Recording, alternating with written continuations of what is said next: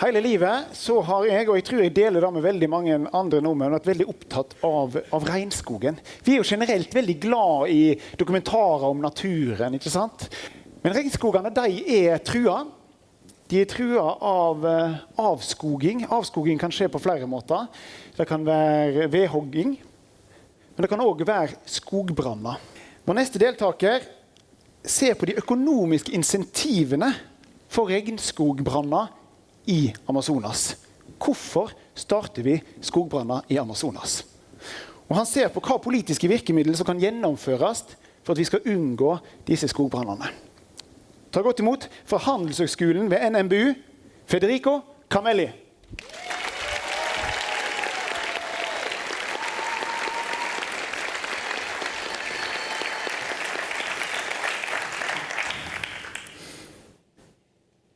Last time I went to the Amazon, I was caught in a huge fire. I witnessed a largely untold story. Fires are turning the Amazon into a cemetery of dead standing trees. Official data says that in the last 15 years, half of the Brazilian Amazon burned.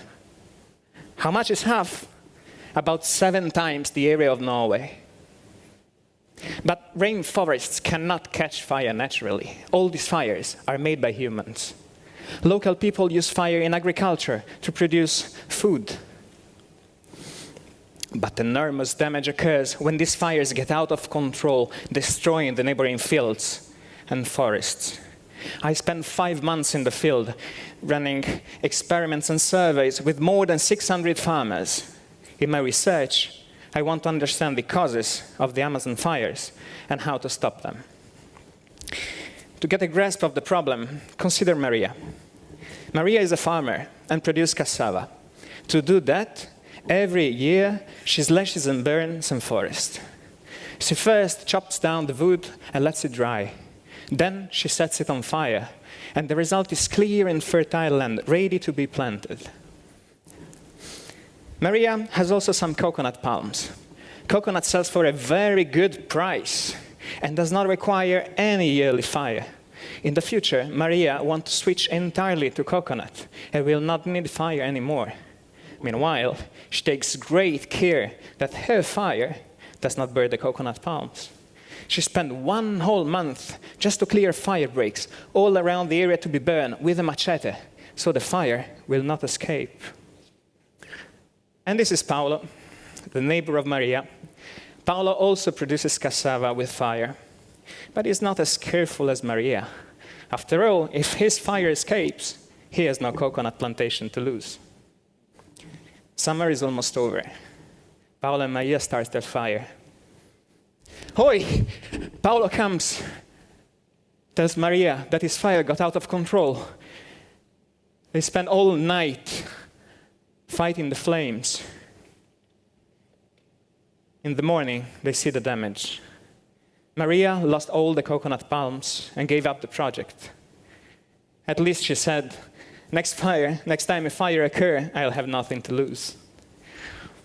In my study region, 40% of the farmers suffered from these accidental fires only in the last 5 years. Those producing like Maria would earn much more than those producing like Paulo. But if these fires come, they can lose all their investments. And that's why fire leads to more fire.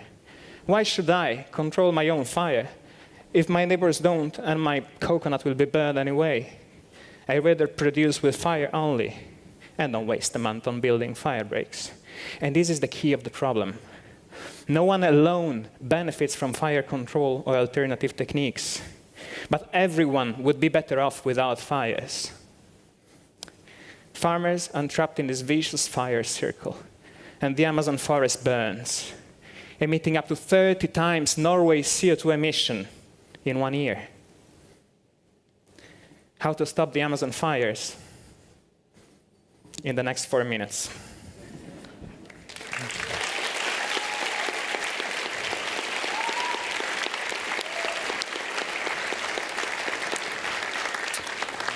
Publikum, ta fram telefonene sine og stemme på Federico.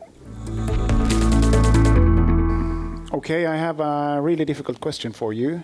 What part of your research do you prefer the best? The time at the office in Ås or the fieldwork in Amazonas? This is really, really nice, but the Amazon. Andreas, a very energetic presentation, wasn't it? Yeah, really theatrical. You had a lot of theatrical elements in your presentation, which was really lively and nice to be part of.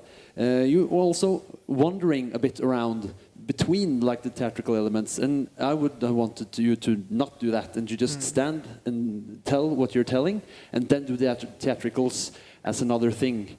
And you were also looking a bit sometimes down in the floor, searching for something, which kind of also lost me in some places. But all in all, fantastic with the moving around and using your voice in different ways. Yeah. Nina? I think you told the story absolutely wonderful. You introduced yourself, you're a witness, you have been there for a long time. You related to something that we can understand, the sizes of many Norways. And you also introduce cases, Maria and her neighbor. I have the same criticism towards you as before with Helene, that when you spend some time telling about the person, you bring in a case, tell us a bit more about who she and he is. Don't be stingy with the personal details. We need to have an answer to the question, who is Maria? Not only a producer But you did quite good, and I'm not sure what you do as a research, really. I mean, I could have more details, but you told it so beautifully, it doesn't matter. Maybe for Nina, but Inga? Yeah, your story was, first of all, descriptive. For me, it was a bit difficult to find out what was your research hypothesis about, because research hypothesis is testing out something that you want to find out, and it was a bit unclear to me, but it was highly relevant. No doubt about the relevance of your research. So, yeah, thank you. And what score do you give Federico? 5, 6 or 6? Give him a warm applause.